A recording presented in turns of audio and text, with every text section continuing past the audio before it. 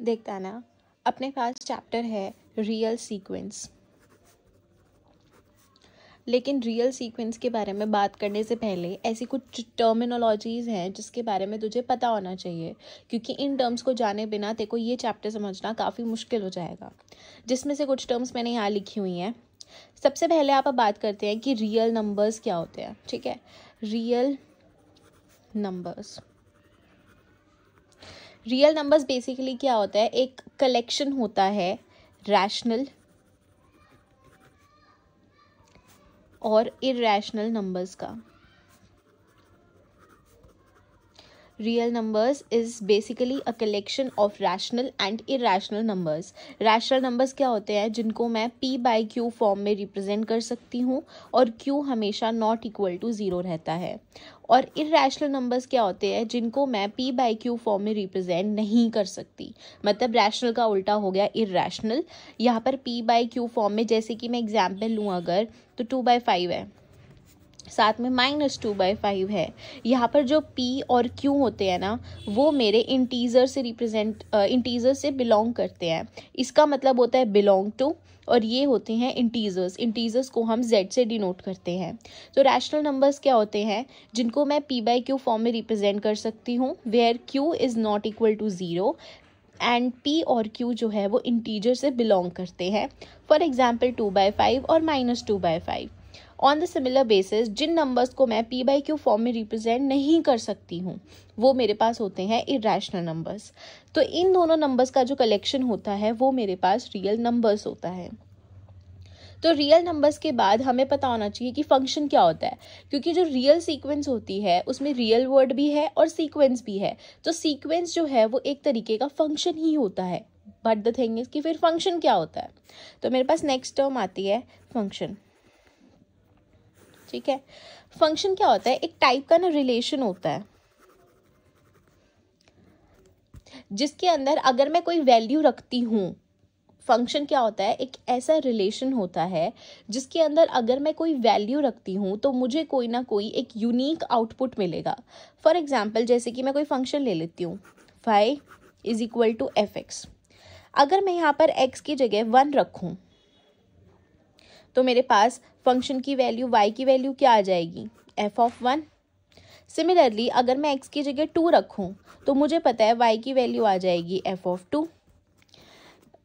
f(1) और f(2) different है, इससे तुझे शायद कंफ्यूजन हो रही होगी समझने में। मैं एक और एग्जांपल ले लेती हूँ, जैसे y is equal to x है। मैंने अगर x की जगह 1 रखा तो y की वैल्यू भी 1 आएगी। यहाँ पर 1 रख दे, y की वैल्यू क्या हो गई, 1 हो गई। सिमिलरली अगर मैं x की जगह 2 रखूँ तो मुझे पता है y की वैल्यू क्या आएगी, 2। तो मतलब कि जब मैंने x की जगह कोई वैल्यू रखी, कोई एक इनपुट रखा, तो मुझे एक यूनिक वैल्यू मिली y की। अगर x की जगह 1 रखा तो y की भी 1 रखी। ऐसा तो नहीं हो सकता कि अगर मैं x की जगह 2 रखूँ तो मुझे y1 मिल जाए, नहीं मिलेगा। तो इसीलिए फंक्शन क्या होता है, एक ऐसा रिलेशन होता है, जैसे y is equal to x है, एक ऐसा रिलेशन है जिसके अंदर अगर मैं कोई वैल्यू रखती हूँ तो मुझे कोई ना कोई एक यूनिक आउटपुट मिलता है। तो ऐसे रिलेशन को मैं क्या बोलती हूँ, फंक्शन बोलती हूँ।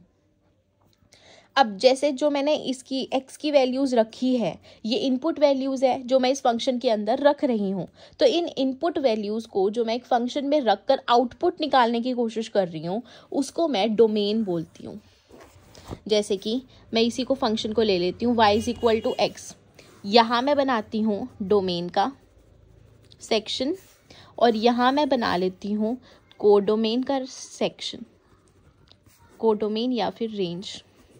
कोडोमेन और रेंज में भी डिफरेंस होता है, जिसके बारे में आप अभी इसके बाद बात करेंगे। ठीक है, अब देख, मैं x की जगह 1 रख रही हूँ तो ये मेरे पास डोमेन की वैल्यू है। डोमेन का मतलब होता है इनपुट वैल्यूज जो भी होती है उसका कलेक्शन डोमेन कहलाता है। तो जब मैं x की जगह 1 रख रही हूँ तो मेरे पास y की वैल्यू 1 आ रही है, मतलब आउटपुट मेरे पास 1 आ रहा है, तो मेरे पास यहाँ आ जाएगा 1। इस 1 के कॉरस्पॉन्डिंग मुझे 1 ही वैल्यू मिल रही है। सिमिलरली अगर मैं x की जगह 2 रख रही हूँ, मतलब इनपुट मैं 2 दे रही हूँ, तो मेरे पास आउटपुट भी तो 2 आ रहा है, क्योंकि यहाँ 2 रखा तो y इज इक्वल टू 2 बन रहा है। तो 2 के कॉरस्पॉन्डिंग भी मुझे आउटपुट क्या मिल रहा है, 2 मिल रहा है। तो सारी इनपुट का जो कलेक्शन होता है उसको हम डोमेन बोलते हैं, और जो हमें आउटपुट मिलता है उसको हम बेसिकली रेंज बोलते हैं। जो परफेक्ट आउटपुट्स मिल रहे हैं मेरे को, जैसे इतने केस में मुझे आउटपुट 2 मिल रहे हैं, 1 और 2, तो ये दोनों वैल्यूज़ जो है वो मेरी रेंज के अंडर आती है। बट मैं यूँ सोच रही हूँ कि यार कितने पॉसिबल आउटपुट्स है जो आ सकते हैं। मैं कहूँ तो 1 भी आ सकता है, 2 भी आ सकता है, 3 भी आ सकता है, 4 भी आ सकता है। तो मैं कह रही हूँ कि 1, 2 के अलावा 3 और 4 भी आउटपुट आ सकते हैं। तो ये जो चारों वैल्यू होंगी ना, वो मेरी कोडोमेन में होएगी। जो पॉसिबल आउटपुट्स होते हैं वो कोडोमेन होते हैं, बट जो एग्जैक्टली जो हमारे पास आउटपुट आता है वैल्यू पुट करने के बाद, डोमेन की वैल्यू रखने के बाद, वो मेरे रेंज के अंडर आती है। एक और बार रिपीट कर देती हूँ। डोमेन क्या होता है? जब मैं किसी फंक्शन के अंदर जो इनपुट वैल्यू डालती हूँ जिससे कोई ना कोई एक आउटपुट जनरेट होता हो, उन इनपुट वैल्यूज़ का जो कलेक्शन होता है उसको मैं डोमेन बोलती हूँ। जो मुझे एग्जैक्ट आउटपुट्स मिलते हैं, जैसे यहाँ पर 1 और 2 मेरे पास आउटपुट्स थे, तो जो एग्जैक्ट आउटपुट्स होते हैं वो मेरा रेंज होता है। लेकिन जो भी पॉसिबल आउटकम्स होते हैं, जैसे मैंने कहा तुझे कि मैं कह रही हूँ कि 1 और 2 के अलावा 3 और 4 भी वैल्यू आ सकती थी, तो जो पॉसिबल आउटपुट्स होते हैं वो मेरे पास कोडोमेन के अंदर आते हैं। तो ये चीज़ थी हमारे पास। बेसिकली फंक्शन क्या होता है? फंक्शन क्या होता है? एक ऐसा रिलेशन जिसके अंदर अगर मैं कोई इनपुट वैल्यू डालती हूँ तो उसके कॉरस्पॉन्डिंग कोई यूनिक आउटपुट आएगा। यूनिक वर्ड ध्यान रखियो, यूनिक आउटपुट आएगा। अगर ऐसा हो रहा है कि मैं अगर किसी फंक्शन के अंदर 1 रख रही हूँ तो मेरे पास आउटपुट 1 आ रहा है, बट अगर मैं 2 रख रही हूँ तब भी 1 आ रहा है, तो ये चीज़ अगर हो रही है तो वो फंक्शन नहीं है। एक इनपुट वैल्यू के कॉरस्पॉन्डिंग एक यूनिक आउटपुट आना चाहिए। अगर एक केस में 1 रखने पे 1 आ गया तो 2 रखने पे 1 नहीं आना चाहिए। अगर दूसरी वैल्यू रखने पे भी 1 आ गया तो वो मेरे पास फंक्शन नहीं है। फिर उसके बाद डोमेन और कोडोमेन की बात की हमने, रेंज की बात की। तो ये था बेसिकली एक इंट्रोडक्शन की जो टर्म्स हमारे पास इस चैप्टर में यूज़ होने वाली हैं। अब आप बात करते हैं जो अपना बेसिकली टॉपिक है, ठीक है। तो अपना बेसिक टॉपिक है कि रियल सीक्वेंस क्या होती है। रियल सीक्वेंस को पढ़ने से पहले आपको पता होना चाहिए कि सीक्वेंस क्या होती है, और सीक्वेंस के हमारे पास बहुत सारे टाइप्स होते हैं आगे, जिसमें से एक टाइप है मेरे पास रियल सीक्वेंस। तो सबसे पहले सीक्वेंस क्या होती है उसके बारे में बात करते हैं। तो बेसिकली सीक्वेंस क्या होती है? एक ऑर्डर्ड लिस्ट ऑफ नंबर होता है, ऑर्डर्ड लिस्ट ऑफ नंबर्स होता है जो एक पर्टिकुलर पैटर्न को फॉलो करता है, जो एक पर्टिकुलर पैटर्न को फॉलो करता है। फॉर एग्जाम्पल, इसको एक एग्जाम्पल से समझने की कोशिश करते हैं। जैसे कि मैंने लिखा, मैंने एक सीक्वेंस लिखने की कोशिश कर रही हूँ मैं, जैसे 1, 4, 9, 16, 25 एंड डैश डैश डैश। क्या देखो लग रहा है कि इसमें कोई पैटर्न फॉलो हो रहा है? अगर आप सोच के देखें तो देख, 1 मतलब 1 का स्क्वायर, ये मतलब 2 का स्क्वायर, 9 मतलब 3 का स्क्वायर, 16 मतलब 4 का स्क्वायर, 25 मतलब 5 का स्क्वायर, और ऐसे चलती जाएगी तो 36 मतलब 6 का स्क्वायर, 49 मतलब 7 का स्क्वायर एंड सो ऑन। तो मैं यहाँ देख पा रही हूँ कि मैं इसको लिख सकती हूँ y is equal to n square. क्या मतलब हुआ इसका? जब मैं डोमेन की वैल्यू रख रही हूँ, मैं अगर n की जगह 1 रख रही हूँ मतलब 1 का स्क्वायर हो जाएगा, 1 का स्क्वायर मतलब 1, तो मेरे पास y की वैल्यू क्या आ गई? 1। अगर मैं n की जगह 2 रख रही हूँ तो 2 रखने पे 2 का स्क्वायर डेट इज़ 4, मेरे पास सेकंड वैल्यू क्या आ रही है? 4। अगर मैं 3 रखूँ मतलब 3 का स्क्वायर डेट इज़ 9, मेरे पास सीक्वेंस की तीसरी वैल्यू क्या आ रही है? 9। तो मतलब कि ये जो लिस्ट ऑफ नंबर्स हैं वो एक सीक्वेंस, एक पैटर्न, एक पर्टिकुलर फॉर्मूले को, एक पर्टिकुलर फंक्शन या पर्टिकुलर रिलेशन को फॉलो कर रहे हैं। इसीलिए हम इसको बोलते हैं that this is called a sequence. ज़रूरी नहीं है कि मेरे पास सीक्वेंस यही हो, मतलब एक रिलेशन, एक फंक्शन मेरे पास यही हो। मेरे पास और भी like infinite number of relations निकल सकते हैं एक पर्टिकुलर सीक्वेंस बनाने के लिए। जैसे फॉर एग्जांपल मैं यहाँ पे एक सीक्वेंस ले लेती हूँ जो 2 से शुरू हो रही है, 2, 3, 4, 5, 6 एंड वो चलती जा रही है 7, 8, 9, 10, 11 टिल इन्फिनिटी, ठीक है। मैं 2 को लिख सकती हूँ 1 + 1, 3 को लिख सकती हूँ 2 + 1, 4 को लिख सकती हूँ 3 + 1, 5 को लिख सकती हूँ 4 + 1, इसको लिख सकती हूँ 5 + 1 एंड सो ऑन। तो मैं इस चीज़ से कह देती हूँ कि जो मेरे पास y की वैल्यूज़ है ना, यहाँ पे y क्या डिनोट कर रहा है, सीक्वेंस की वैल्यूज़ को डिनोट कर रहा है। बेसिकली जो सीक्वेंस होती है ना, वो मेरे पास रेंज की वैल्यूज़ होती है, ठीक है। रेंज की वैल्यूज़ का मतलब है कि जो मेरे पास यहाँ पर इनपुट रखने के बाद जो आउटपुट आ रहे हैं, इन आउटपुट की मेरे पास जब मैं उन वैल्यूज़ को एक पर्टिकुलर पैटर्न के हिसाब से अरेंज कर देती हूँ, तो वो मेरे पास सीक्वेंस होती है। अब जो वो पैटर्न है वो किसी भी टाइप का हो सकता है। जैसे यहाँ पैटर्न था कि वो स्क्वायर्स था नेचुरल नंबर्स का, लेकिन यहाँ मैं कह रही हूँ कि मेरे पास रिलेशन है x+1, जहाँ पर जो x है ना, ये वाला, ये मेरे पास नेचुरल नंबर से बिलोंग कर रहा है। इसका मतलब है कि मैं x की जगह ना नेचुरल नंबर्स पुट करती जाती हूँ और y की वैल्यू निकालती जाती हूँ। जैसे कि मैं अगर x की जगह 1 रखूँ, पहला नेचुरल नंबर्स क्या होते हैं, जो 1 से शुरू होते हैं, मैं पहला नेचुरल नंबर रख देती हूँ, दैट इज़ 1। तो मेरे पास y की वैल्यू आ जाएगी 1 + 1 दैट इज़ 2। मेरी सीक्वेंस की पहली वैल्यू 2 है। फिर मैंने x की जगह 2 रखा, तो y की वैल्यू आ जाएगी 2 + 1 दैट इज़ 3। मेरे पास सीक्वेंस की दूसरी वैल्यू है। मतलब ये सारी जो वैल्यूज़ है ना, वो एक पर्टिकुलर पैटर्न, एक पर्टिकुलर रिलेशन या फिर एक पर्टिकुलर फंक्शन को सेटिस्फाई कर रही है। इसीलिए मैं इसको क्या बोल रही हूँ, सीक्वेंस बोल रही हूँ। आई होप तुझे सीक्वेंस का समझ आ गया होगा। नेक्स्ट हमारे पास टर्म आती है रियल सीक्वेंस। सीक्वेंस क्या थी, एक ऐसा फंक्शन या एक ऐसा लिस्ट ऑफ नंबर्स और ऑब्जेक्ट्स जो एक पर्टिकुलर पैटर्न को फॉलो कर रही है। पैटर्न मेरे पास कोई भी हो सकता है। अब मेरे पास आता है एक टाइप ऑफ सीक्वेंस जो है रियल सीक्वेंस। मेरे पास सीक्वेंसेस बहुत टाइप की होती है, जैसे कॉम्प्लेक्स सीक्वेंस होती है, नेचुरल सीक्वेंसेस होती है, डिफरेंट टाइप की सीक्वेंस होती है। अब लेकिन हम यहाँ पे बात करेंगे कि रियल सीक्वेंस क्या होती है। रियल सीक्वेंस क्या होती है, एक ऐसा फंक्शन होता है जिसके अंदर जो डोमेन की वैल्यूज़ है वो मेरे पास नेचुरल नंबर से बिलोंग करती है, और जो मेरे पास आउटपुट्स आते हैं, जो मेरे पास वैल्यूज़ आती है रिटर्न में, मतलब कि जो रेंज होती है वो मेरे पास बेसिकली रियल नंबर्स की होती है। एग्जाम्पल से समझने की कोशिश करते हैं। एग्जाम्पल, y = n², ठीक है। एक और चीज़ इम्पॉर्टेंट, इस y की जगह तुझे कभी कभी f(n) लिखा हुआ मिल सकता है।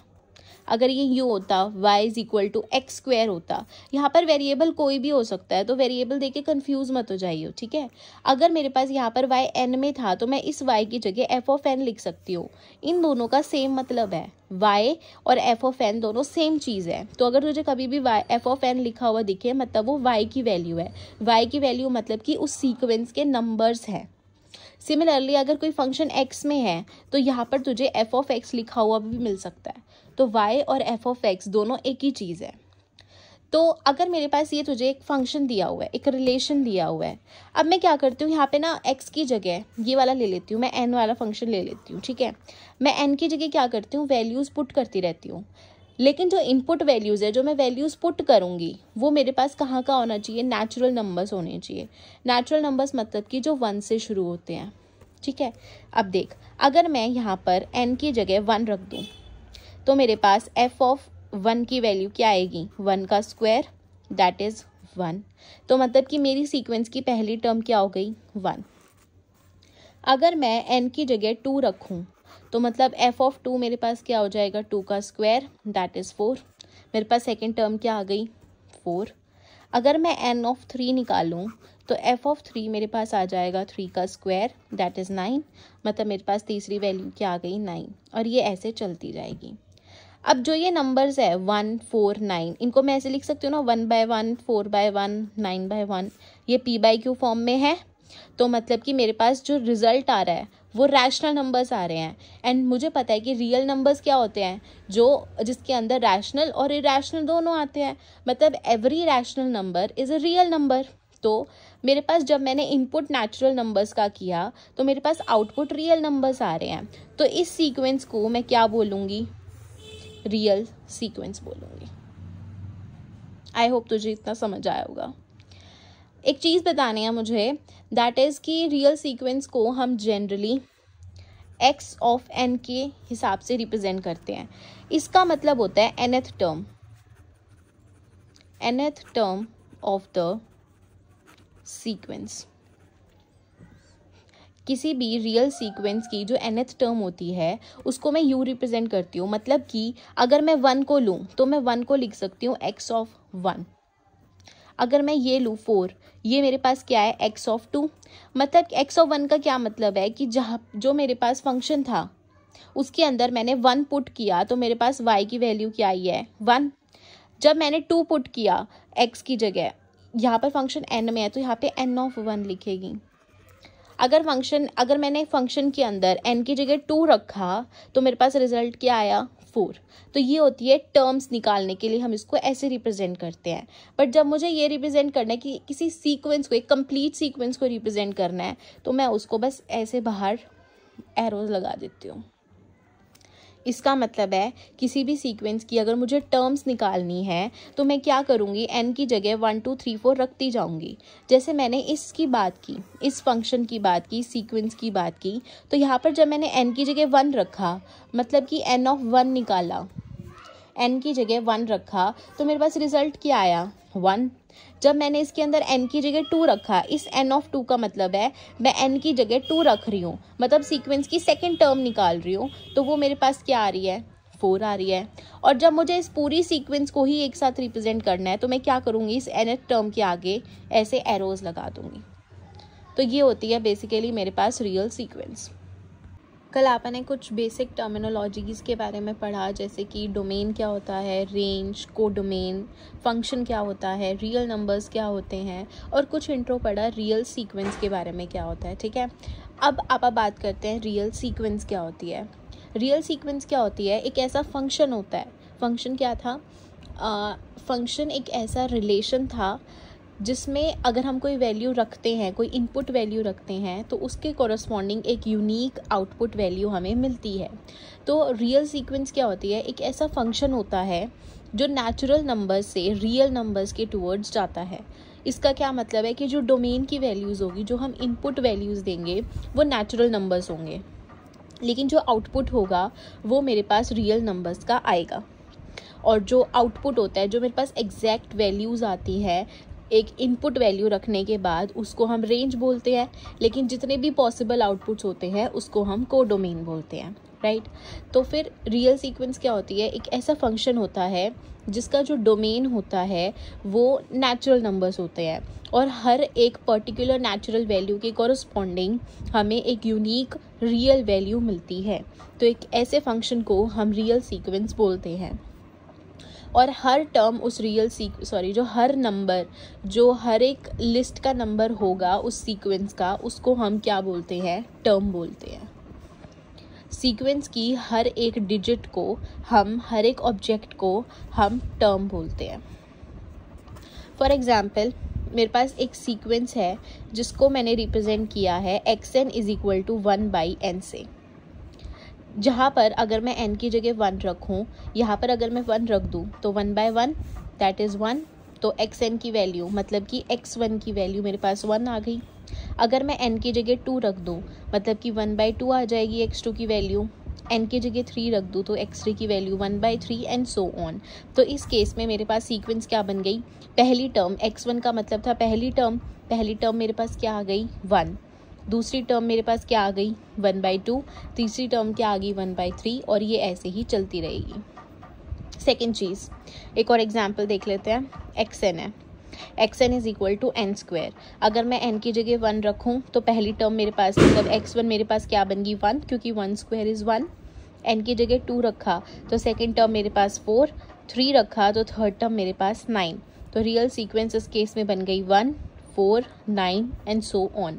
ध्यान रखियो, हम सीक्वेंस के अंदर ये डोमेन की वैल्यूज़ नहीं रखते, इनपुट वैल्यूज़ नहीं रखते, बल्कि जो आउटपुट आता है ना वो रखते हैं। और ये जो आउटपुट वैल्यूज़ आती है वो सब की सब मेरे पास किस में आती है, रेंज के अंडर आती है। तो मतलब कि ये जितनी भी डिजिट्स है ना सीक्वेंस की, वो सब मेरी किसका पार्ट है, एक रेंज का पार्ट है। सीक्वेंस किसका पार्ट है, रेंज का। मतलब कि रेंज के अंदर सीक्वेंस की हर एक टर्म आती है। अब अगर फॉर एग्जांपल हम लेके चलते हैं, जैसे ये वाली है, xn इज इक्वल टू -1 की पावर n, n की वैल्यू 1 हो गई तो x1 मेरे पास -1, 2 रखा तो 1, 3 रखा तो -1, तो मेरे पास यहाँ पे रियल सीक्वेंस बन जाएगी -1 1 -1, ऐसे अल्टरनेटिवली चलेंगे। तो यहाँ पर देख -1 रिपीट होगा, 1 भी रिपीट होगा। जब हम रेंज सेट बनाते हैं तो अगर कोई नंबर रिपीट हो रहा है तो हम उसको एक ही बार लिखते हैं, चाहे वो 10 बार रिपीट होता हो, 2 बार, 9 बार, 10 बार, कितनी बार रिपीट होता हो, जो रिपीटिंग नंबर है उसको हम सिर्फ एक बार लिखते हैं। इस सीक्वेंस के अंदर 1 -1 1 -1 दो ही नंबर्स अल्टरनेटिवली रिपीट हो रहे थे, तो इसीलिए हम रेंज सेट के अंदर 1 और -1 एक एक बारी लिखेंगे। अब जो हर एक टर्म होती है सीक्वेंस की उसको हम xn से डिनोट करते हैं सिंपल, मतलब कि जैसे ये xn, n की जगह 1 रखा तो मतलब फर्स्ट टर्म क्या होगी 1, तो ये हो गया x1, ये x2, ये x3 एंड सो ऑन। तो जनरली हम हर एक टर्म को xn से डिनोट करते हैं और रियल सीक्वेंस को xn, ये ब्रैकेट्स, फिर n goes from 1 to infinity, यहाँ पे 1 रखेगा पहली टर्म, 2 रखेगा, n 1 से इन्फिनिटी का मतलब है n की जगह 1 2 3 4 टिल इन्फिनिटी रखते जाओ। तो 1 रखा यहाँ पे तो x1 बना, 2 रखा x2 बना, 3 रखा x3, और ये चलता जाएगा इन्फिनिटी तक। तो ये होती है मेरे पास रियल सीक्वेंस। ये था बेसिक इंट्रोडक्शन। अब नेक्स्ट हमारे पास आता है कि कुछ इंपॉर्टेंट पॉइंट्स जो तूने ही अपने नोट्स में नोट कर रखे थे। एक सीक्वेंस के अंदर इनफाइनाइट नंबर ऑफ टर्म्स होती हैं, क्योंकि हमने अभी लिखा था जनरल टर्म के अंदर कि हम एक रियल सीक्वेंस को generally n is equal to 1 to infinity तक पुट करते हैं। तो अगर हम n की वैल्यू 1 से इन्फिनिटी तक है तो हम जितनी बार वैल्यू रखते जाएंगे उतनी बार हमारे पास वैल्यूज़ आती रहेगी। तो मतलब इनफाइनाइट नेचुरल नंबर्स के लिए इनफाइनाइट वैल्यूज़ होंगी, तो इसीलिए सीक्वेंस के अंदर इनफाइनाइट नंबर ऑफ टर्म्स होती है। बट यहाँ पर पॉइंट देखने का ये है कि जो इनफाइनाइट नंबर ऑफ टर्म्स होती है ना, वो सेम भी हो सकती है और वो हर एक टर्म डिफरेंट भी हो सकती है एक दूसरे से। सेम का मतलब जैसे कि यही एग्जांपल था, यहाँ पर मेरे पास 1 -1 1 -1 रिपीट हो रहे थे, तो यहाँ पर हर एक टर्म क्या थी, डिस्टिंक्ट नहीं थी, डिफरेंट नहीं थी। डिस्टिंक्ट का मतलब है डिफरेंट नहीं थी। तो एक केस ये था रियल नंबर का। बट अगर मैं ये वाली सीक्वेंस ले लूँ xn is equal to n, तो n की जगह 1 2 3 4 रखते जाएंगे तो हर एक वैल्यू एक दूसरे से डिफरेंट आएगी। तो हर वैल्यू एक दूसरे से अगर डिफरेंट आएगी तो यहाँ पर जो रेंज है उसकी जो टर्म्स है वो हर एक दूसरे से डिफरेंट होगी। तो एक पर्टिकुलर नंबर रिपीट भी हो सकता है सीक्वेंस के अंदर, चाहे कितनी बारी क्यों ना हो। तो एक सीक्वेंस के अंदर नंबर रिपीट भी हो सकता है और नंबर रिपीट नहीं भी हो सकता है। अब हमारे पास सीक्वेंस जो है ना वो आगे भी बहुत तरीके की होती है, जिसमें से तूने एक कांस्टेंट सीक्वेंस के बारे में लिखा हुआ था। कांस्टेंट सीक्वेंस का मतलब है कि मेरे पास एक ऐसी सीक्वेंस है जिसके अंदर मैं वेरिएबल की मतलब n की 1 से लेके इन्फिनिटी तक कोई भी वैल्यू रख दूँ तो मेरे पास कांस्टेंट ही आएगा, वही कांस्टेंट आएगा और ये कांस्टेंट मेरा नेचुरल नंबर से बिलोंग करेगा। जैसे कि मैं ले लेती हूँ कोई भी xn इज इक्वल टू 2 ले लेती हूँ।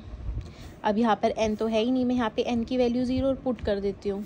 n की जगह अब मैं 1 रखूँ तो मेरे पास x1 क्या आएगा 2, n की जगह 2 रखूँ तो x2 क्या आएगा 2, क्योंकि 1 raise to the power 0 is 1, 2 raise to the power 0 is 1, तो 2 इंटू 1 2 इंटू 1 2 इंटू 1 आता रहेगा, तो 2 टर्म होती रहेगी।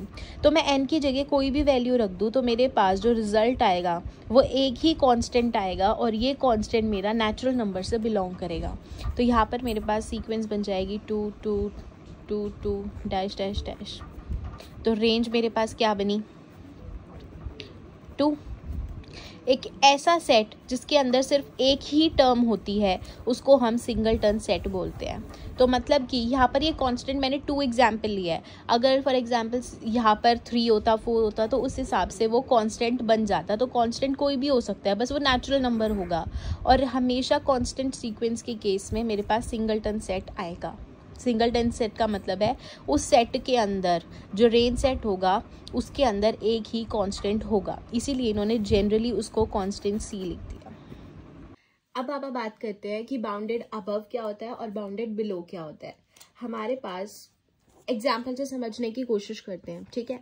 मेरे पास एक सीक्वेंस है जिसको मैंने an is equal to 1/n से रिप्रेजेंट किया है। अब मैं क्या करती हूँ, मुझे पता है कि मैं एक सीक्वेंस के अंदर 1 से लेके इन्फिनिटी तक वैल्यूज पुट करती हूँ। तो मैं इसके अंदर क्या करती हूँ, 1 रखती हूँ। अगर 1 रखूंगी तो 1/1 मतलब 1 हो गया, 2 रखूंगी तो 1/2, 1/3, 1/4 एंड सो ऑन। तो मेरे पास ये जो सीक्वेंस है ये यूं ही चलती रहेगी। अब देख 1, इसके बाद 0.5, 1/2 का मतलब है 0.5, 1/3 का मतलब है 0.333, 1/4 का मतलब है 0.25। तो मैं यहाँ पे ये चीज देख पा रही हूँ कि इसमें जो टर्म्स है ना वो 1 से घटती जा रही है। 1 फिर उसका आधा हो गया, फिर उससे कम हो गया, फिर उससे कम हो गया। तो 1 से जो नंबर्स है वो छोटे होते जा रहे हैं। तो इसका मतलब है कि ये जो मेरे पास सीक्वेंस है ना, इसको मैं एक बार नंबर लाइन पे रिप्रेजेंट करती हूँ फॉर बेटर अंडरस्टैंडिंग। तो अगर मैं नंबर लाइन पे रिप्रेजेंट करूँ तो ये 1 है, यहाँ पे 0 होगा, ठीक है। तो यहाँ पे 1 मैंने प्लॉट किया फर्स्ट टर्म, फिर 1/2, फिर 1/3, फिर 1/4, और ये जो नंबर्स है ना ये धीरे धीरे 0 की तरफ जाते जाएंगे। अगर मैं इसके अंदर 1/∞ रख दूं, क्योंकि मेरे पास जो n की वैल्यू है वो 1 से इन्फिनिटी है, तो लास्ट जो वैल्यू मैं n की जगह रखूंगी वो इन्फिनिटी रखूंगी। तो अगर मैं 1/∞ रख दूं तो मुझे पता है ये क्या होता है, 0 होता है। तो मतलब कि जो इस सीक्वेंस की लास्ट टर्म होगी वो मेरे पास क्या होगी, 0 होगी। तो मतलब कि ये इसकी जो वैल्यूज होगी वो 1 से शुरू होकर टुवर्ड्स 0 जाएगी। तो मेरे पास इस सीक्वेंस के अंदर जो हाईएस्ट वैल्यू है वो हाईएस्ट वैल्यू क्या है, 1 है। तो इसीलिए जो एक सीक्वेंस की जो हाईएस्ट वैल्यू होती है, जो हाईएस्ट नंबर होता है किसी भी सीक्वेंस का, उसको आप क्या बोलते हैं, अपर बाउंड बोलते हैं। अगर मुझे किसी सीक्वेंस में ये सबसे हाईएस्ट नंबर नहीं पता, मुझे कंफ्यूजन हो रही है कि एक पर्टिकुलर सीक्वेंस में उसका हाईएस्ट नंबर क्या होगा, तो अगर मुझे उस चीज की कंफ्यूजन है, मुझे वो चीज नहीं पता, तो उस केस के अंदर अपर बाउंड एग्जिस्ट नहीं करता, और इसका मतलब है कि वो सीक्वेंस बाउंडेड अबव नहीं है। अगर किसी सीक्वेंस का मुझे ये पता है कि अपर बाउंड है, अपर बाउंड का मतलब है कि उस सीक्वेंस की जो हाईएस्ट वैल्यू है, एक सीक्वेंस के अंदर ना कोई भी वैल्यू इस अपर बाउंड से बड़ी नहीं हो सकती। तो अगर किसी सीक्वेंस के अंदर वो हाईएस्ट वैल्यू एग्जिस्ट कर रही है जिसको मैं अपर बाउंड बोलती हूँ, और अपर बाउंड एग्जिस्ट होने की वजह से वो पर्टिकुलर सीक्वेंस क्या कहलाएगी, बाउंडेड अबव कहलाएगी। बाउंडेड अबव का मतलब है कि उसका अपर बाउंड एग्जिस्ट करना चाहिए। सिमिलरली बाउंडेड बिलो का मतलब है कि उसका लोअर बाउंड एग्जिस्ट करना चाहिए। लोअर बाउंड एग्जिस्ट करने का क्या मतलब है, जैसे कि ये वाली सीक्वेंस देख, an इज इक्वल टू -1 की पावर n है। यहाँ अगर मैं n की जगह 1, 2, 3, 4 टिल इन्फिनिटी रखती जाऊंगी तो मेरे पास ये सीक्वेंस बनेगी। मतलब कि इसका जो रेंज सेट है, या तो उसके अंदर -1 वैल्यू आ रही है या फिर 1 आ रही है। मतलब कि -1 मतलब यहाँ पर हो गया नंबर लाइन पे, और 1 मतलब यहाँ हो गया। तो मतलब कि इस सीक्वेंस के अंदर मेरे पास जो हाईएस्ट वैल्यू है वो 1 रहेगी। सिमिलरली जो मेरे पास लोएस्ट वैल्यू है इस सीक्वेंस की वो मेरे पास -1 रहेगी। इसके अलावा ना तो 1 से ऊपर कोई वैल्यू रहेगी सीक्वेंस के अंदर, और ना -1 से छोटी कोई वैल्यू रहेगी। तो जो हाईएस्ट वैल्यू है इस सीक्वेंस की, इसको मैं क्या बोलूंगी, अपर बाउंड बोलूंगी। और जो सबसे छोटी वैल्यू है जिसके नीचे कोई और वैल्यू नहीं हो सकती किसी पर्टिकुलर सीक्वेंस में, उसको मैं क्या बोलती हूँ, लोअर बाउंड बोलती हूँ। इसीलिए जो एक बाउंडेड सीक्वेंस होती है वो क्या कहलाती है, एक ऐसी सीक्वेंस जिसका अपर बाउंड भी एग्जिस्ट करे और जिसका लोअर बाउंड भी एग्जिस्ट करे, दोनों एग्जिस्ट करे, उस पर्टिकुलर सीक्वेंस को मैं क्या बोलती हूँ, बाउंडेड सीक्वेंस बोलती हूँ। और अगर किसी सीक्वेंस के अंदर या तो दोनों ही नहीं है या फिर अगर एक भी नहीं है दोनों में से, तो भी मैं उसको क्या बोलती हूँ, अनबाउंडेड सीक्वेंस बोलती हूँ। अब आप एक और एग्जाम्पल देखते हैं। जैसे कि मेरे पास ये वाला एग्जाम्पल है, मैंने एक सीक्वेंस ली है an is equal to n। यहाँ पर n की वैल्यू 1 से इन्फिनिटी जा रही है। तो अगर मैं इसके अंदर 1 2 3 4 रखूँ तो मेरे पास सीक्वेंस बन रही है 1 2 3 4 5 एंड सो ऑन, ठीक है। ये इन्फिनिटी तक जा रही है, मतलब कि लास्ट टर्म मेरे पास कहीं पे इन्फिनिटी होगी। अब देख, इस सीक्वेंस के अंदर मुझे पता है कि जो सबसे लोएस्ट वैल्यू है वो 1 है, इससे नीचे वैल्यू नहीं हो सकती इस सीक्वेंस के अंदर, क्योंकि जो आगे की टर्म्स है ना वो 1 से बड़ी होती जा रही है और वो बड़ी ही होती जाएगी, क्योंकि 6, 7, 8, 9 टिल इन्फिनिटी वो बड़ी ही होती जाएगी, वो छोटी नहीं होगी। तो मैं देख पा रही हूँ कि जो इसकी सबसे छोटी वैल्यू है ना सीक्वेंस की, वो एग्जिस्ट कर रही है, मतलब कि जो 1 है वो मेरे पास क्या हो जाएगा, लोअर बाउंड हो जाएगा। और यहाँ पे मैं देख पा रही हूँ कि इसकी मुझे हाईएस्ट वैल्यू नहीं पता, तो अगर मुझे इसकी हाईएस्ट वैल्यू नहीं पता तो मैं ये कह सकती हूँ कि इसका अपर बाउंड जो है वो एग्जिस्ट नहीं कर रहा, अपर बाउंड एग्जिस्ट नहीं कर रहा। तो इसीलिए मैं इस सीक्वेंस को ये तो बोल सकती हूँ कि ये बाउंडेड बिलो है, क्योंकि इसका लोअर बाउंड एग्जिस्ट कर रहा है, बट साथ में ये अनबाउंडेड अबव भी है। देख, अनबाउंडेड का मतलब है कि मुझे इसका अपर बाउंड नहीं पता, इसीलिए इसको मैंने अनबाउंडेड लिखा। और अबव का मतलब है, क्योंकि अपर बाउंड का मतलब है कि सबसे हाईएस्ट वैल्यू नहीं पता, तो इसीलिए अबव। तो ये अनबाउंडेड अबव भी है और ये बाउंडेड बिलो भी है। बाउंडेड बिलो क्यों है, क्योंकि इसकी लोएस्ट वैल्यू मुझे पता है, लोअर बाउंड एग्जिस्ट कर रहा है। बट सिमिलरली इस सीक्वेंस के अंदर मुझे इसका अपर बाउंड नहीं पता, तो इसीलिए ये अपर बाउंड ना पता होने की वजह से ये अनबाउंडेड अबव कहलाएगी। एक और चीज, जैसे कि मैंने ये वाला एग्जाम्पल लिया था, इसके अंदर देख, मुझे इसी सीक्वेंस के अंदर दिख रहा है कि ये 1 है, वो इसका क्या है, अपर बाउंड है, क्योंकि इस सीक्वेंस की हाईएस्ट वैल्यू 1 थी। बट यहाँ पर इस सीक्वेंस के अंदर, बेशक इस सीक्वेंस के अंदर ना मैंने 0 नहीं लिखा हुआ, बट मुझे इसके अंदर अगर मैं इन्फिनिटी रख रही हूँ तो वो मेरे पास 0 आ रहा है। इसका मतलब है कि ये जो भी वैल्यूज है ना उसकी लास्ट वैल्यू 0 होगी। तो जरूरी नहीं होता कि किसी सीक्वेंस के अंदर तुझे अपर बाउंड भी लिखा हुआ मिले और लोअर बाउंड भी लिखा हुआ मिले। तो कुछ सी ऐसी होती है कि जिसमें सिर्फ लोअर बाउंड लिखा होता है, बट स्टिल उसका जो अपर बाउंड है वो एग्जिस्ट करता है। जैसे इस एग्जाम्पल में है, इसका ये अपर बाउंड तो लिखा हुआ है सीक्वेंस के अंदर, बट मुझे पता है कि ये जो सीक्वेंस है ना ये 0 को अप्रोच करेगी, इसकी लास्ट वैल्यू कहीं पे 0 जाएगी, तो 0 इसका क्या हो जाएगा, लोअर बाउंड हो जाएगा।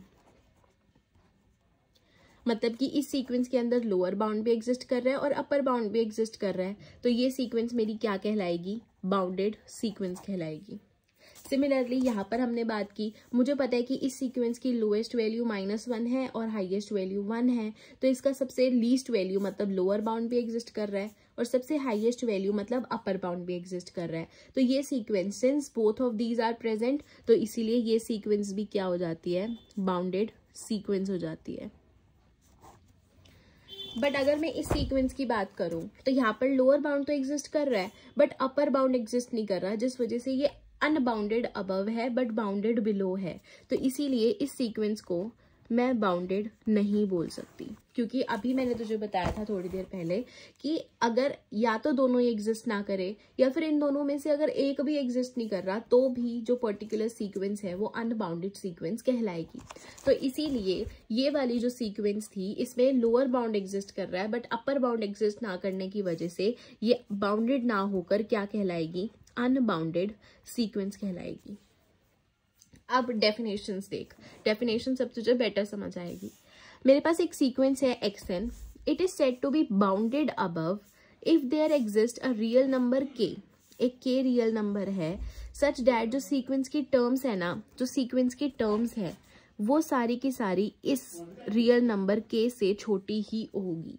सारी की सारी जो टर्म्स होंगी उस सीक्वेंस की वो इस k से छोटी होगी या फिर इसके इक्वल होगी।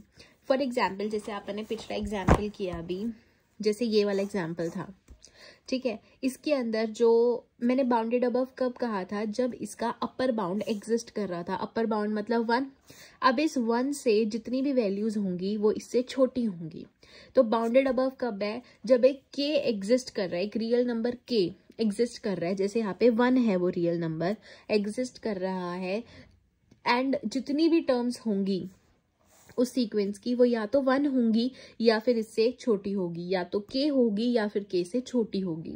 और इसी k को हम क्या बोलते हैं, अपर बाउंड बोलते हैं। जैसे यहाँ पर 1 या 1 से छोटी ही से है सारी टर्म, और इस सबसे हाईएस्ट वैल्यू को हमने क्या बोला था, अपर बाउंड बोला था। तो ये है हमारे पास definition of bounded above. Similarly अगर हम बाउंडेड बिलो की बात करें तो a sequence xn is said to be bounded below if there exists a real number k such that जितनी भी टर्म्स है उस सीक्वेंस की वो k से बड़ी है। जैसे कि ये वाला एग्जाम्पल था, इसमें 1 2 3 4 5 था, सबसे लीस्ट वैल्यू 1 थी और जितनी भी वैल्यूज थी बाकी की सीक्वेंस की वो 1 से बड़ी ही थी। तो 1 मेरे पास क्या था, लोअर बाउंड था। तो there exist real number k मतलब कि 1 सच डैट जितनी भी वैल्यूज है xn मतलब जितनी भी वैल्यूज है सीक्वेंस की वो इस k से, इस 1 से बड़ी है, जैसे कि इसमें था। तो अगर लोअर बाउंड एग्जिस्ट करता है तो उस सीक्वेंस को हम बाउंडेड बिलो बोलते हैं। फिर उसके बाद हमारे पास आता है कि बाउंडेड क्या होता है। बाउंडेड सीक्वेंस हमने अभी बात की थी थोड़ी देर पहले। बाउंडेड सीक्वेंस क्या होती है, जो बाउंडेड अबव भी होती है और जो बाउंडेड बिलो भी होती है, वो मेरे पास बाउंडेड सीक्वेंस होती है।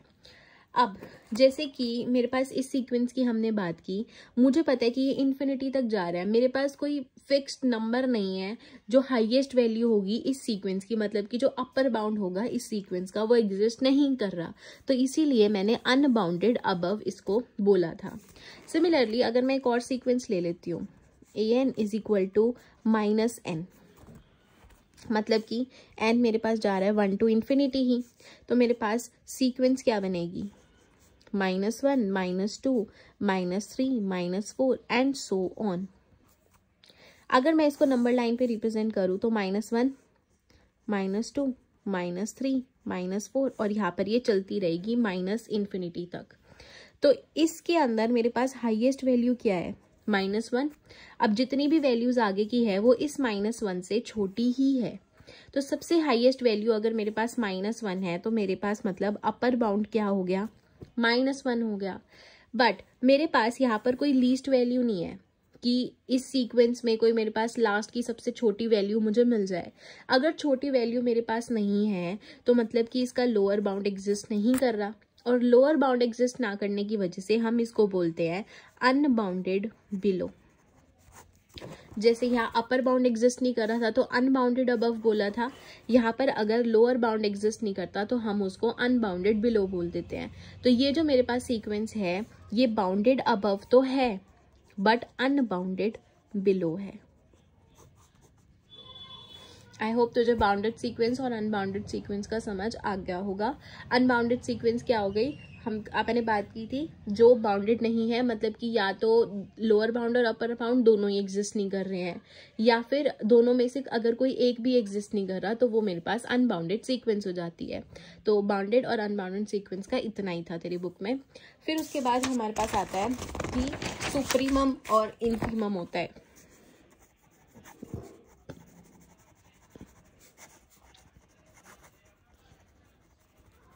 सुप्रीमम और इन्फीमम की बात करते हैं। जैसे कि हम सीक्वेंस ले लेते हैं,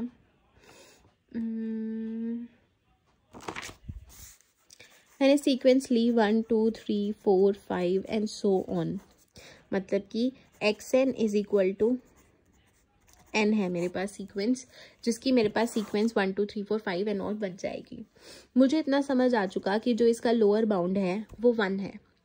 बट अगर मैं इस सीक्वेंस को देखूं तो इसका लोअर बाउंड जो है वो 0 भी हो सकता है, -1 भी हो सकता है, -2 भी हो सकता है, मतलब 1 से छोटे नंबर्स भी तो इसके लोअर बाउंड है। 1 से पहले जितने भी नंबर है 0 -1 -2 -3 एंड सो ऑन, ये सारे के सारे नंबर भी तो इस सीक्वेंस के लोअर बाउंड्स हैं। लोअर बाउंड्स तो किसी भी सीक्वेंस के बहुत सारे हो सकते हैं, लेकिन जो इन लोअर बाउंड्स का ग्रेटेस्ट होता है, अगर मैं इन सभी लोअर बाउंड्स का ग्रेटेस्ट देखूं इन सभी का, तो मेरे इन सभी नंबर्स का अगर मैं ग्रेटेस्ट देखूं, इन सभी लोअर बाउंड्स का जो ग्रेटेस्ट होता है उसको मैं GLB बोलती हूँ, मतलब ग्रेटेस्ट लोअर बाउंड बोलती हूँ, जिसका दूसरा नाम इन्फीमम भी है। तो इनमें से जो ग्रेटेस्ट नंबर है वो 1 है, मतलब इस सीक्वेंस का जो इन्फीमम होगा, जिसको हम ग्रेटेस्ट लोअर बाउंड बोलते हैं, वो मेरे पास क्या होगा, 1 होगा। सिमिलरली फॉर एग्जाम्पल अगर मैं देखूं मेरे पास कोई सीक्वेंस है xn is equal to -n, तो मेरे पास सीक्वेंस बनेगी -1 -2 -3 -4 and so on. Number line पे शो करूँ तो -1, -2, -3, -4 और ये इस तरफ माइनस इन्फिनिटी तक जाते जाएंगे। तो मुझे पता है कि इस सीक्वेंस का जो अपर बाउंड है वो मेरे पास -1 है, क्योंकि हाईएस्ट वैल्यू इस सीक्वेंस की मेरे पास -1 है। तो अपर बाउंड -1 है, बट साथ में इसके साथ 0, 1 जो इधर के नंबर है 0, 1, 2, 3, 4 एंड सो ऑन, ये सभी भी तो इसके अपर बाउंड है एक्सेप्ट -1। तो इन्हीं सभी अपर बाउंड्स का जो स्मॉलेस्ट होता है, इन सभी अपर बाउंड्स का स्मॉलेस्ट क्या है? -1। तो जो स्मॉलेस्ट अपर बाउंड होता है उसको हम क्या बोलते हैं? सुप्रीमम बोलते हैं। तो इस सीक्वेंस का जो सुप्रीमम होगा या फिर जो स्मॉलेस्ट अपर बाउंड, जिसको हम लीस्ट अपर बाउंड भी बोल देते हैं, लीस्ट अपर बाउंड भी बोल देते हैं, वो क्या हो जाएगा? -1। तो ये दो और कॉन्सेप्ट्स थे इन्फीमम के और सुप्रीमम के। सुप्रीमम क्या था मेरे पास? Greatest lower bound. जितने एक सीक्वेंस के जितने भी लोअर बाउंड्स हैं उसका जो ग्रेटेस्ट होता है उसको हम इन्फीमम बोलते हैं। सिमिलरली जितने भी एक सीक्वेंस के जितने भी अपर बाउंड्स होते हैं उन अपर बाउंड्स का जो स्मॉलेस्ट होता है, जो लीस्ट होता है, उसको हम सुप्रीमम बोलते हैं। अब अपने पास नेक्स्ट आती है एक थ्योरम। ये थ्योरम कहती है कि मेरे पास अगर एक सीक्वेंस xn है, a sequence xn is bounded if and only if there exist a positive real number capital M such that modulus of xn is less than equal to m for every n belongs to capital N, that is natural numbers। देख, हमारे पास यहाँ पर पहली बात तो ये चीज़ आ रही है if and only if. If and only if का मतलब होता है कि हमें ना दोनों तरीकों से प्रूव करना होता है।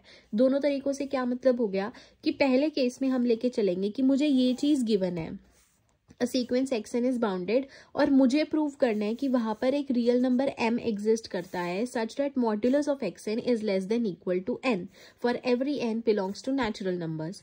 तो पहला पार्ट तो मेरे पास ये है, ठीक है। सेकेंड पार्ट में मुझे ये चीज प्रूव करनी है कि मुझे ये चीज दी हुई है कि एक रियल नंबर m एग्जिस्ट करता है such that modulus of xn is less than equal to m, और मुझे प्रूव करना है कि जो xn सीक्वेंस है ना वो बाउंडेड है। तो पहला पार्ट में लेके चलती हूँ कि मेरे पास जो xn सीक्वेंस है ना वो बाउंडेड है, मुझे ये चीज गिवन है, अब मुझे ये चीज लेके आनी है, ठीक है। तो अगर xn सीक्वेंस बाउंडेड है तो मेरे पास ना ये एक डेफिनेशन ही होती है, तो यूं मान के चल कि अगर कोई सीक्वेंस बाउंडेड है तो मेरे पास दो रियल नंबर h और k एग्जिस्ट करेंगे सच दैट जो xn है ना वो h और k के बीच में लाई करेगा। इसको तो यूं समझ कि ये जो दो रियल नंबर है ना उसमें से जो h है वो मेरे पास लोअर बाउंड है और जो मेरे पास k है वो अपर बाउंड है। तो मुझे ये चीज़ पता है कि अगर मैं लोअर बाउंड लेके चलूँ तो मेरे पास सीक्वेंस की जितनी भी टर्म्स होंगी वो इस लोअर बाउंड से बड़ी और इक्वल होगी, और अगर मैं अपर बाउंड लेके चलूँ तो सीक्वेंस की जितनी भी टर्म्स होंगी वो less than equal to upper bound होगी। हमने जब डेफिनेशंस की थी तो पहले वाले पार्ट में ये किया था, दूसरे पार्ट में ये किया था, अब इन दोनों चीज़ों को कंबाइन कर दिया, ठीक है। अब हमें ये चीज लेनी है, खुद लेनी है अपनी तरफ से कि जो कैपिटल M है ना वो मैक्सिमम ऑफ H और K का मॉड्यूलस है। देख, मॉड्यूलस के ना दो मतलब होते हैं। मॉड्यूलस का पहला मतलब होता है कि जो मॉड्यूलस के अंदर की जो टर्म है ना वो पॉजिटिव कर देता है उसको। अगर मेरे पास मॉड्यूलस ऑफ 2 है तो इसकी वैल्यू 2 रहेगी, अगर मॉड्यूलस ऑफ -2 है तो वो 2 हो जाता है इस मॉड्यूलस की वजह से। दूसरी चीज होती है अगर मेरे पास मॉड्यूलस ऑफ A है तो इसको मैं -a, लिख सकती हूँ। तो इन दोनों चीजों का हम यूज करेंगे, ठीक है। अब देख, अगर h मेरे पास लोअर बाउंड था और k मेरे पास अपर बाउंड था तो ऑफ कोर्स मुझे पता है कि अपर बाउंड बड़ा होता है, बड़ी वैल्यू होती है। तो अगर मैं इसको एक तरीके से अपने माइंड में सॉल्व करूँ तो मुझे पता है मैक्सिमम ऑफ h और k के बीच में जो k है वो मैक्सिमम होगा। तो इससे मैं कह सकती हूँ कि जो m है वो ऑफ कोर्स, मेरे पास ये चीज थी ना इस पार्ट की कि जो xn है वो less than equal to k है, तो इन दोनों का मैक्स अगर k है तो मेरे पास दिमाग में आ गया कि जो m है ना वो कहीं ना कहीं k के इक्वल है, तो इसकी जगह मैं उठा के यहाँ रख देती हूँ। तो xn का modulus less than equal to m हो गया। ये चीज देखो लिखनी नहीं है, बस अपने माइंड में समझने के लिए तुझे बता रही हूँ, लिखना तुझे ऐसे ही है या फिर जैसे तूने कॉपी में लिखा है वैसे लिखना है। तो इन दोनों का जो मैक्सिमम था वो k था और k की जगह मैं m लिख सकती हूँ अब। तो इस पार्ट में जो मॉड्यूलस ऑफ xn है वो less than equal to m आ गया। तो मेरे पास बाउंडेड सीक्वेंस गिवन थी और मुझे ये चीज़ प्रूव करनी थी, ये चीज़ तो मैंने प्रूव कर दी, जहाँ पर for every n belongs to natural number है। उसके अलावा मैंने अभी तुझे बताया कि अगर मॉड्यूलस ऑफ a है तो उसको मैं -a और a लिख सकती हूँ। तो इस मॉड्यूलस ऑफ xn की वजह से मैं इस m को बना सकती हूँ -m। इसका मतलब ही यही होता है कि जो xn की वैल्यूज है ना वो -m से m के बीच में लाई कर रही है। तो देख, अगर यहाँ पर जब आपने देख सिमिलर सी सिचुएशन है, यहाँ पर xn h से k के बीच में लाई कर रहा था, मतलब ये लोअर बाउंड था, ये अपर बाउंड था। तो यहाँ पर भी मैं ये चीज कह सकती हूँ कि जो xn है वो -m से m के बीच में लाई कर रहा है, मतलब लोअर बाउंड भी हो गया, अपर बाउंड भी हो गया। तो इस लाइन से, इस फोर्थ से मैं कह सकती हूँ कि अगर मेरे पास ये चीज गिवन है तो मेरे पास जो सीक्वेंस है xn वो बाउंडेड है, क्योंकि जो मेरे पास xn है वो -m से m के बीच में लाई कर रहा है। तो फ्रॉम 3 and 4 तो डायरेक्टली ये चीज लिख सकती है, हेंस प्रूव्ड। अब एक बार ना इस चीज के बारे में ढंग से समझ ले। देख, मैंने यहाँ पर xn का modulus less than equal to m था, इसको मैंने डायरेक्टली ये चीज लिख दी। ये चीज क्यों लिखी, एक बार इसको डिटेल में समझते हैं। देख, मेरे पास था modulus of xn is less than equal to m। इस मॉड्यूलस का मतलब है कि प्लस माइनस आ जाएगा xn के आगे, मतलब इस चीज को मैं ऐसे भी लिख सकती हूँ। अब मैंने क्या किया, xn की एक वैल्यू तो ले ली positive less than equal to m और एक ले ली नेगेटिव। तो यहाँ पर इसको सॉल्व किया तो मेरे पास यहाँ की तो यही चीज रहेगी, बट यहाँ पर जो xn था वो नेगेटिव था। यहाँ का ये माइनस साइन हटाने के लिए मैं क्या करूंगी, इस पूरी इक्वेशन को माइनस से मल्टीप्लाई कर दूंगी। तो मेरे पास था -xn less than equal to m, इसको मैं माइनस से मल्टीप्लाई कर देती हूँ। तो माइनस को जब इससे मल्टीप्लाई करूंगी, माइनस माइनस प्लस xn।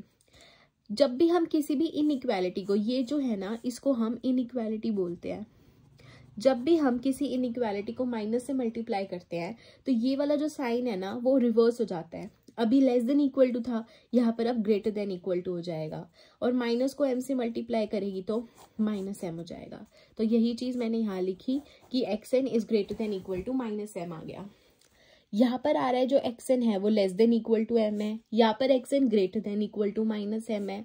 तो जब हम इन दोनों इक्वेशंस को कंबाइन करेंगे तो क्या बन जाएगा, xn यहाँ से मैं देख पा रही हूँ कि greater than equal to -m है, greater than equal to -m है, और less than equal to capital M है।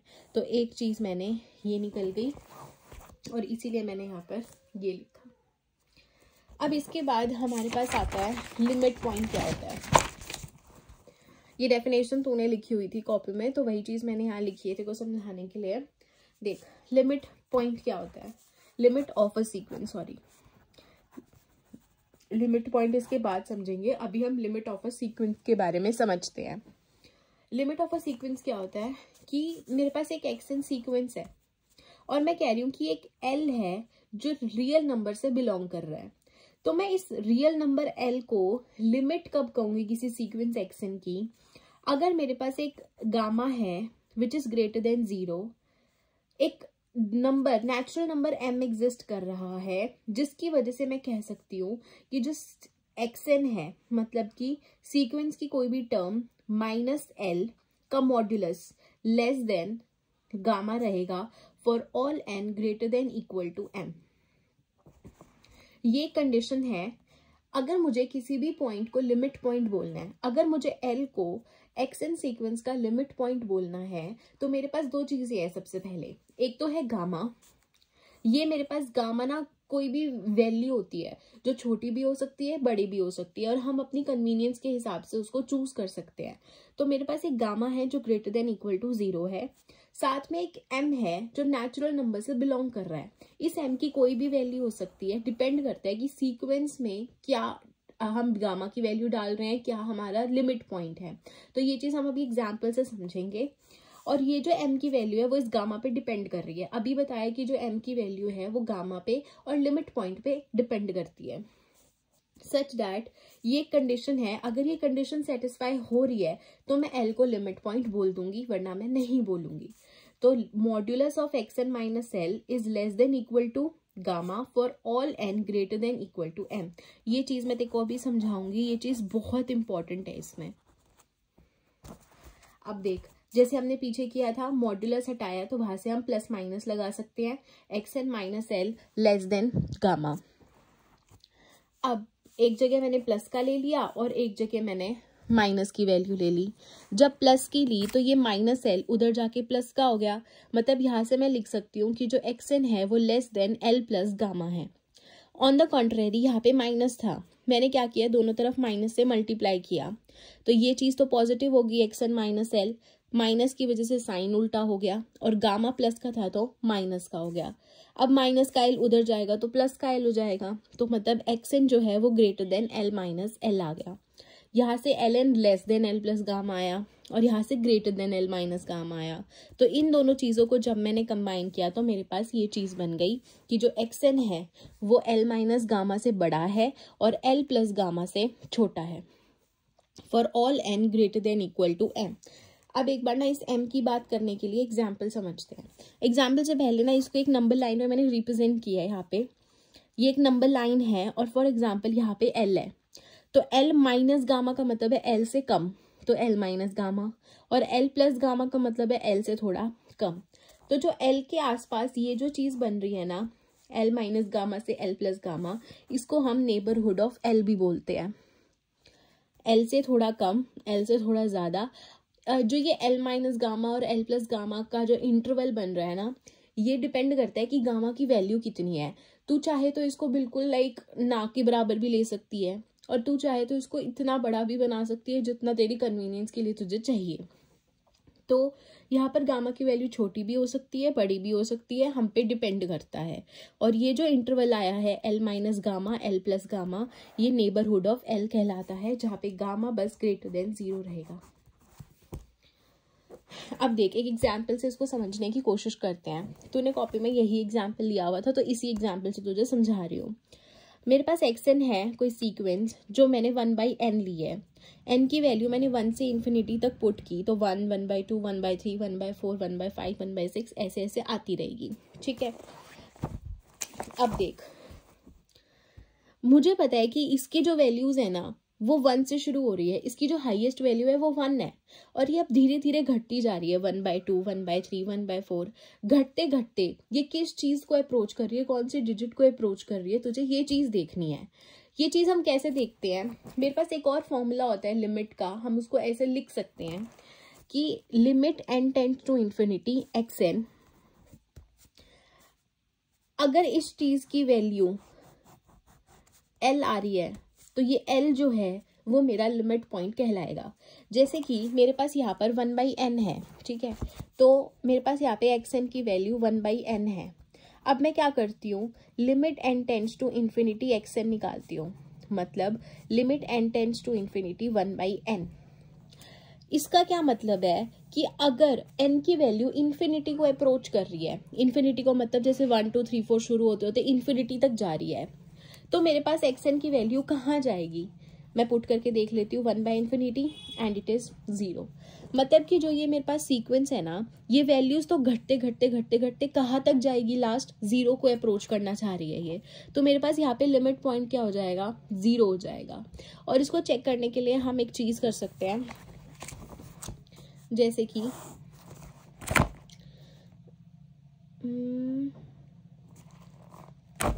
मैं क्या करती हूँ, मेरे पास बना अगर 0 इसका कोई 0 मैंने मान लिया लिमिट पॉइंट है, ठीक है, मुझे पता है कि मेरे पास सीक्वेंस बनी है 1, 1/2, 1/3, 1/4, 1/5 एंड सो ऑन, ठीक है।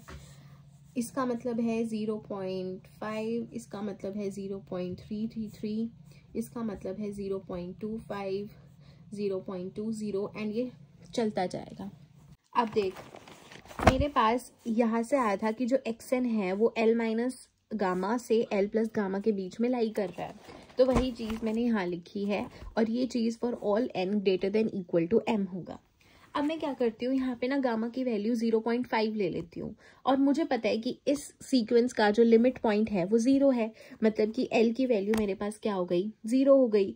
तो इस केस में xn मेरा कहाँ से कहाँ लाई करेगा, एल की वैल्यू 0 माइनस गामा की वैल्यू 0.5 और ये हो जाएगा 0 प्लस 0.5, मतलब एक्स एन लाई करेगा 0.5 से माइनस 0.5 से 0.5 के बीच में। ठीक है, तो इसका क्या मतलब हुआ कि 0.5 यहाँ आ गया। अगर मैं इसको नंबर लाइन पे रिप्रेजेंट करूं तो ये एक्स एन होगा, ये हो गया माइनस का 0.5, ये हो गया प्लस का 0.5। तो अब n ग्रेटर देन m का क्या मतलब है कि देख 1/2 n की वैल्यू 2 रखने पे मेरे पास 0.5 बन रहा था।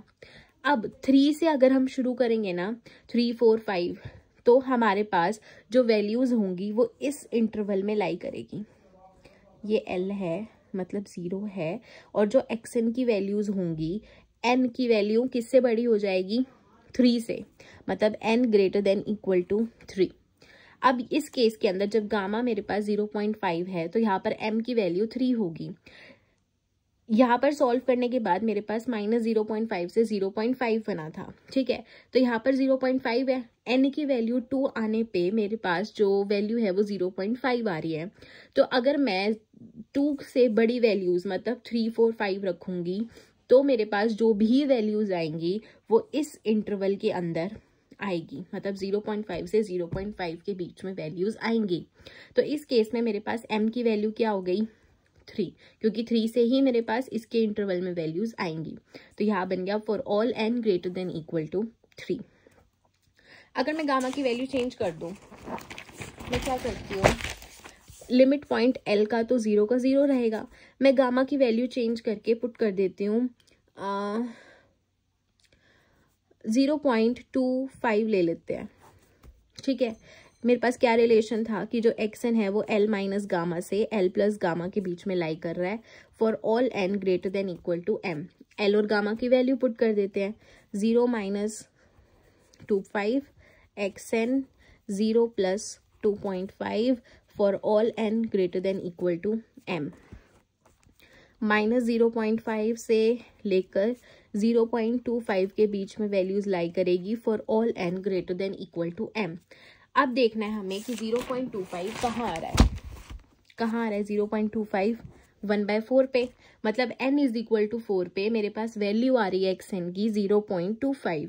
तो मतलब कि 4 से बड़ी वैल्यूज के लिए जो 5 से शुरू होंगी, मतलब 5, 6, 7, 8, n इज इक्वल टू 5, 6, 7, 8 से लेकर जो भी वैल्यूज आएंगी वो मेरे पास माइनस 0.25 से लेके प्लस का 0.25 के बीच में लाई करेगी।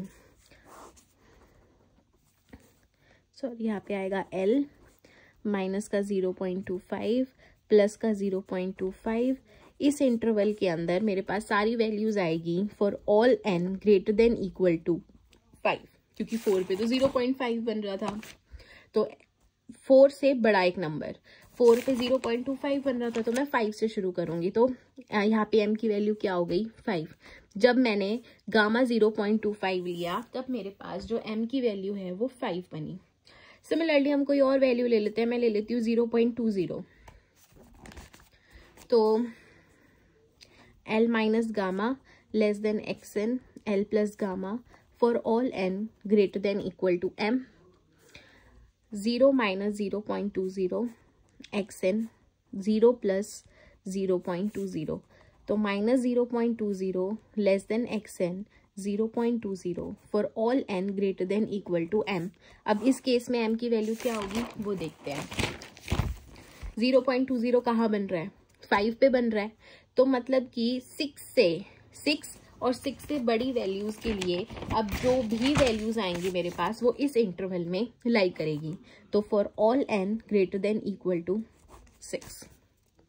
मैं अब कोई ना बड़ा नंबर ले लेती हूँ, जैसे कि गामा ले लिया मैंने 0.01, इसका मतलब है 1/100, मतलब कि n की वैल्यू 100 आएगी तब मेरे पास xn की वैल्यू 0.01 बनेगी, राइट।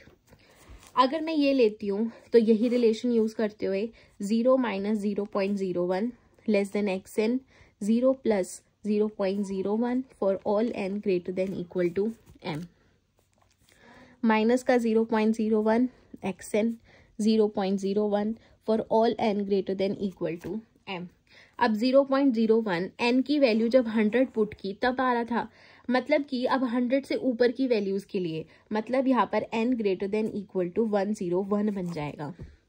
तो 101 और 101 से ऊपर वाली वैल्यूज के लिए जो भी वैल्यूज आएंगी वो इस इंटरवल के अंदर लाई करेगी, और वो मेरे पास क्या होंगी, इनफाइनाइटली मैनी वैल्यूज होंगी। तो ये था मेरे पास लिमिट पॉइंट के बारे में।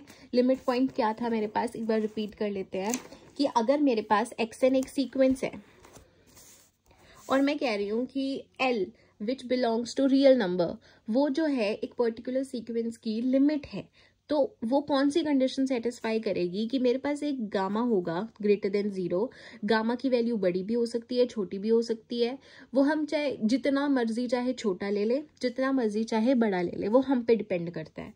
तो एक गामा है और साथ में एक नेचुरल नंबर m एग्जिस्ट कर रहा है जो खुद भी किस पे डिपेंड कर रहा है, गामा पे डिपेंड कर रहा है। अभी हमने देखा कि अगर गामा की वैल्यू 0.25 थी तो m की वैल्यू डिफरेंट थी, 0.25 थी तो m की वैल्यू डिफरेंट थी। अगर 0.20 ली तो m की वैल्यू डिफरेंट होगी। तो जैसे जैसे गामा की वैल्यू चेंज होगी वैसे वैसे m की वैल्यूज चेंज हो रही थी। तो ये जो नेचुरल नंबर m है वो किस पे डिपेंड कर रहा है, गामा पे। साथ में वो क्या कंडीशन को सेटिस्फाई कर रहा है कि modulus of xn minus l जो होगा वो लेस देन गामा होगा for all n greater than equal to m। फिर हमने इसका मॉड्यूलस हटाया और सॉल्व किया तो हमारे पास ये रिलेशन आया जिसके अंदर l माइनस गामा से l प्लस गामा जो है वो मेरे पास नेबरहुड ऑफ l कहलाएगा। l मेरे पास क्या था, लिमिट पॉइंट, उसका नेबरहुड क्या होगा, l माइनस गामा और l प्लस गामा। ठीक है, उसके अलावा हमने फिर एग्जाम्पल से समझने की कोशिश की। जैसे जैसे मेरे पास लिमिट पॉइंट निकाला, एक चीज हमने ये भी देखी कि जो एक और फॉर्मूला होता है कि limit n tends to infinity xn is equal to l। ये l मेरे पास क्या होती है, लिमिट होती है। जैसे जैसे n की वैल्यू इन्फिनिटी को अप्रोच करेगी वैसे वैसे जो सीक्वेंस के टर्म्स होंगी वो मेरे पास उसकी लिमिट को अप्रोच करेगी। तो इसीलिए ये वाला फॉर्मूला बना था। फिर उसके बाद हमने ये वाला एग्जाम्पल लिया जहां पर हमने देखा कि उसकी लिमिट क्या आ रही थी, 0 आ रही थी जब मैंने n को इन्फिनिटी बनाया। और इसके बाद फिर मैंने गामा की वैल्यूज पुट करती रही मैं, 0.5, 25, 0.20, और उससे हमने क्या देखा कि m की वैल्यूज भी चेंज हो रही थी और वो किस पे डिपेंड कर रही थी, गामा पे डिपेंड कर रही थी। तो ये था मेरे पास लिमिट ऑफ अ सीक्वेंस के बारे में। अब इसके बाद हम डिस्कस करेंगे कन्वर्जेंसी के बारे में। कन्वर्जन का क्या मतलब होता है, जैसे कि मेरे पास ये वाली सीक्वेंस थी, इस सीक्वेंस के बारे में हमने देखा कि जैसे जैसे मैं n की वैल्यूज पुट कर रही थी वो जितने भी टर्म्स आ रहे थे वो सभी के सभी एक नंबर को अप्रोच कर रहे थे। मतलब अगर मेरे पास 100 टर्म है किसी सीक्वेंस के अंदर तो वो 100 टर्म क्या है, एक नंबर को अप्रोच कर रही है। जैसे इस केस में ये सारी की सारी टर्म जीरोस को अप्रोच कर रही है, राइट। तो फिर जब बहुत सारे नंबर्स मिलके एक पर्टिकुलर सिंगल नंबर पे कन्वर्ज, मतलब कि उसकी तरफ जाते हैं, उसको अप्रोच करते हैं, तब हम किसी भी सीक्वेंस को कन्वर्जेंट बोलते हैं। जैसे कि मेरे पास ये सीक्वेंस थी, ये सभी नंबर्स क्या कर रहे थे, 0 को अप्रोच कर रहे थे। तो इसीलिए हम किसी भी सीक्वेंस को कन्वर्जेंट कब बोलेंगे, जब हमारे पास लिमिट एग्जिस्ट करती है किसी सीक्वेंस की। लिमिट एग्जिस्ट करने का मतलब है कि बहुत सारी टर्म्स मिलकर एक किसी पर्टिकुलर नंबर को अप्रोच कर रही है और वही नंबर मेरे पास क्या होता है, लिमिट होता है किसी भी सीक्वेंस का। तो hence a sequence can be convergent और डाइवर्जेंट। तेरे में सिर्फ कन्वर्जेंसी के बारे में था तो कन्वर्जेंसी कर ले, डाइवर्जेंसी के बारे में तूने नहीं लिखा हुआ था।